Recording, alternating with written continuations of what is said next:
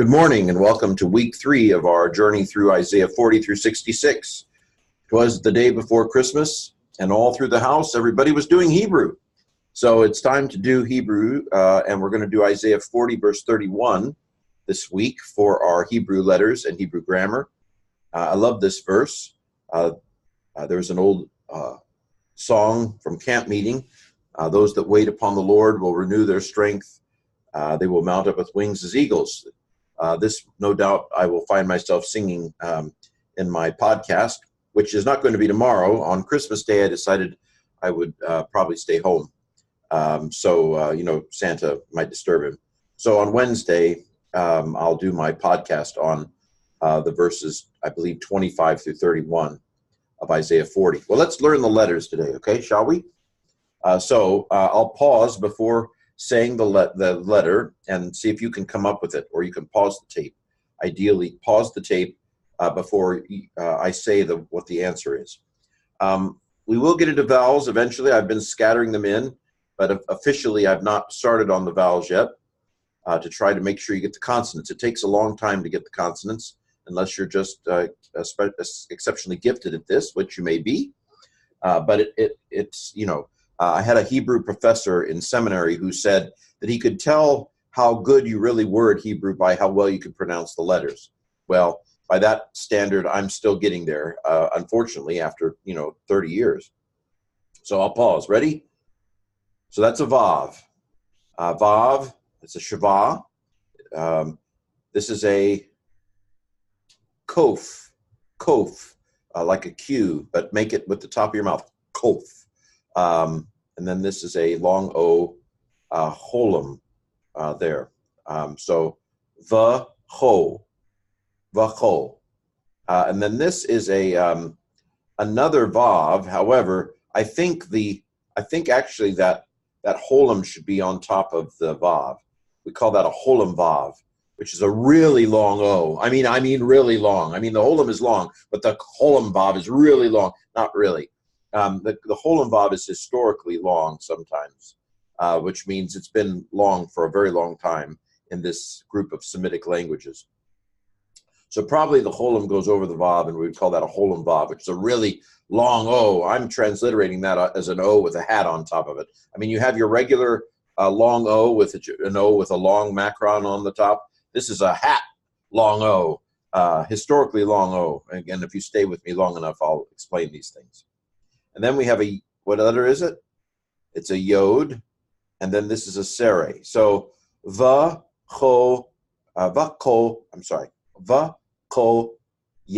vakoye, okay? And it's but I'll explain that on Friday, Lord willing. But the waiters on Yahweh, or Adonai, if you want to be especially pious and not say the name. Although I think that's a later development, of course, perhaps. But the name of God, the Tetragrammaton, as it's called, the 4 letters, is Yod, He, Vav, He. The vowels underneath are not the right vowels. The vowels, and I should talk about that on Friday, but the vowels underneath it are the vowels for Adonai, because they said Lord, at least in the Middle Ages when the points were added. In the Middle Ages, they definitely did not say Yahweh. They said Adonai, and so at some point I'll explain how that works. Okay, letters here: Yod, Chet, Lamed, Yod, Pei. It's a Vav, but with a dot in it, we call that a Sharuk. It's a U. That's a U with a hat on it, is the way I transliterate that, put it into English letters. So, Yah, that's a patak. Ha, that's a ketef patak, a smaller patak. Yaha, Li, Seri Yod, Hirik Yod, which is a E. It's a piggyback, just like the holum vav is a piggyback. Fu, Yachali Fu, okay? Will renew. Koach, strength. What letter is this? Kaf, Chet. That's a holum, and that's a furtive patak. Okay. Koach. Okay, line 1. Those that wait upon the Lord will renew strength. Okay, now for these letters. Yod, Ayin, Lamed, Vav, although with a sharuk, with a dot in it, with a dagish in it, it's a dagish, not a dot technically, but we're getting there, right? That's a sharuk. Ya, Alu, Patak, Katef, Patak, sharuk are the vowels. Okay? They will cause to rise up Aleph, Beit, Resh. So with no dagish in a bagad kafat letter, in a beit, it's going to be pronounced like a V.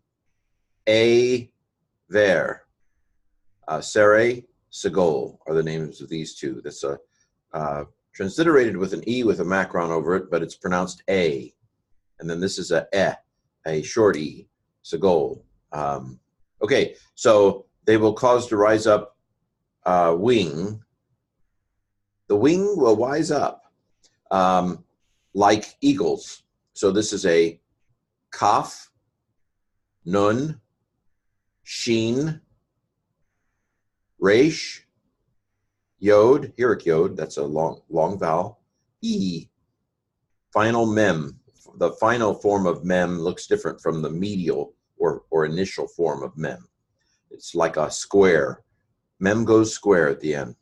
Okay, so with a dot, a dagish in a begad kafat, with a dagish in the beginning of a word, this is just a hardening dagish. It's not a doubling dagish when it's in a begad kafat letter at the beginning of a word. But nun is not a begad kafat letter, so that's a doubling dagish, a dagish forte, a strong dagish, a dagish gadol, big dagish, down boy.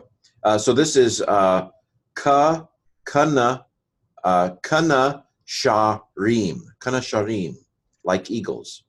The kaf, I'm getting ahead of myself for Friday, but it's repetition's really good for learning languages, right? Kaf means like.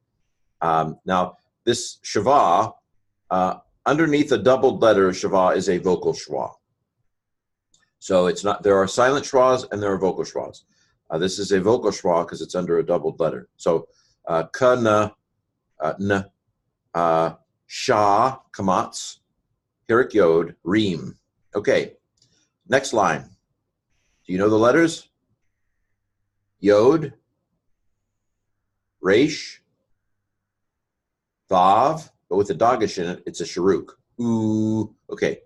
Kamatz there. Ya, ru, sade, vav, but with a kamatz in it, so this is a sharuk. Ooh, so ya, ru, tzu. Yarutsu. They will run. Vav, Shava, Lamed, Cholim, Aleph. Velo. Lo is the word for not. So and not. A vav on the front of the word means and, or but, in this case probably but. Just depends on the context. When it's on a verb, it tends to mean and. When it's on something else, it tends to mean but, although not in this verse. Anyway, so what are these letters? Yod, Yod, Gimel, Ayin, Vav, but with a dagish, it's a sharuk. Ooh. So Yod as a consonant, when it's the first letter, the Yod is a ya, it's a consonant. But then we have a hirik Yod. So the second Yod is not a consonant. The second Yod is a hirik Yod. So ye, ga, u, yiga, u. So this is a kamatz.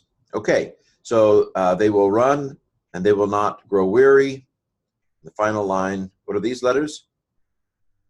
Yod, Lamed, Kaf, Vav with a dagish in it. So this is a sharuk. Ooh, this is a sere.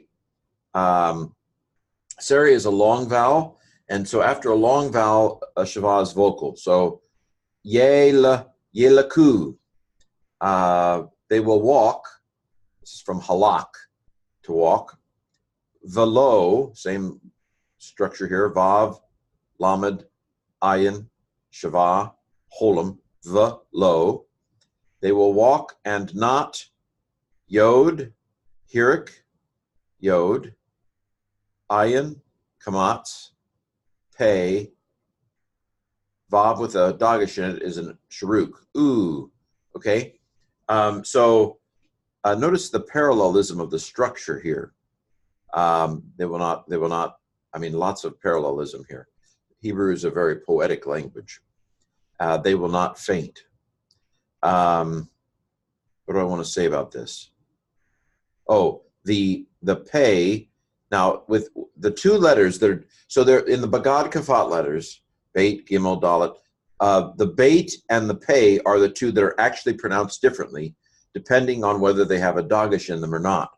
So this Beit here did not have a dagesh, and so instead of pronouncing it ba, we pronounced it va. Here, the pei, if it had a dot in it, if it had a dagesh in it, we would pronounce it poo. We don't like poo, and so this is foo. The pei without a dagesh, I don't know how I pronounced it up here. Yakalifu is how I should have said it. And so this is Yi-a-fu, because without the dagesh, the pei should be pronounced f. Okay, well, there you have it. Those are the letters. If we keep doing this every Monday, if you keep looking at the letters, eventually you're going to know how to pronounce Hebrew. And I really think that that is the hardest part of Hebrew, really. The rest of it, especially with the tools, is not hard. It's learning the letters that is the hardest thing. Well, Merry Christmas to you all, and remember that those who wait on the Lord will renew their strength. They will mount up with wings as eagles. They will run and not be weary. They will walk and not faint. Merry Christmas.